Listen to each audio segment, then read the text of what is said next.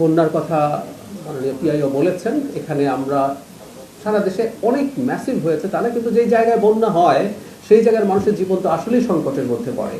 মাননীয় প্রধানমন্ত্রী নিজে এটা মনিটরিং এবং নির্দেশনা দিচ্ছেন। তিনি দ্রুত ত্রাণ ও চিকিৎসা সেবা নিশ্চিত এবং পরিস্থিতি মোকাবেলায় সর্বোচ্চ সতর্কতা ও সমন্বয়ের সঙ্গে কাজ করতে সংশ্লিষ্ট সব সংস্থা ও মাঠ প্রশাসনকে তিনি নির্দেশ দিয়েছেন। দুপুরে তিনি জুম প্ল্যাটফর্মের মাধ্যমে ৮ বিভাগের বিভাগীয় কমিশনার, পুলিশের ডিআইজি, জেলা প্রশাসক, পুলিশ সুপার, সিভিল সার্জন সহ মাঠ প্রশাসনের সংশ্লিষ্ট কর্মকর্তাদের সঙ্গে একটা বৈঠক হয়। সেখানে তিনি এই নির্দেশনাগুলো দিয়েছেন।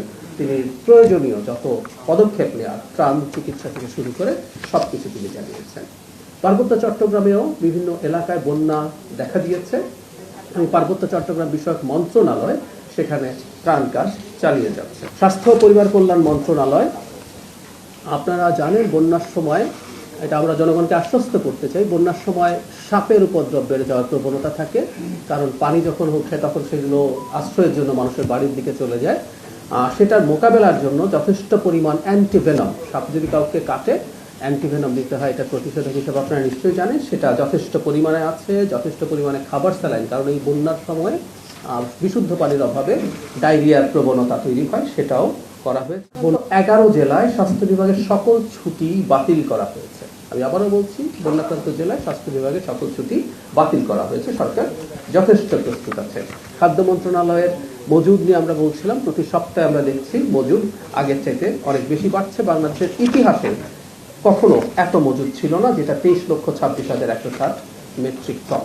প্রাথমিক ও গণশিক্ষা মন্ত্রণালয়, এখানে একটা খুব ইন্টারেস্টিং ফাইন্ডিং আছে। বৃত্তি পরীক্ষা সব বছরই হয়, বৃত্তি পায় মানুষ, কিন্তু আমি এবার একটা পরিসংখ্যান দেখে আমার ইন্টারেস্টিং মনে হলো। সেটা হচ্ছে বৃত্তিপ্রাপ্ত, আচ্ছা কতজন পেয়েছে সেটা একটু জানিয়ে রাখি। ট্যালেন্ট পুলে 32,965 জন, সাধারণ ক্যাটাগরিতে 46,281 জন।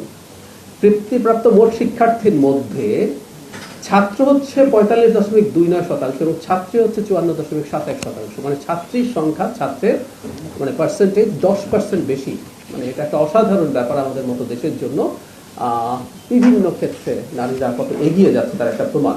আবারও বলছি, ছাত্র 45.29% এবং ছাত্রী 54.71% বৃত্তি পেয়েছে। এরা কিছুদিন আগে আপনাদেরকে জানিয়েছি, এমনকি আমাদের অনেক ক্ষেত্রেই এক ধরনের রক্ষণশীল সমাজ হলেও আমাদের প্রাইমারি যে ফুটবল কম্পিটিশন হয়েছিল সেখানে নারী এবং ছাত্র এবং ছাত্রীদের ফুটবল টিমের সংখ্যা একেবারেই সমান ছিল।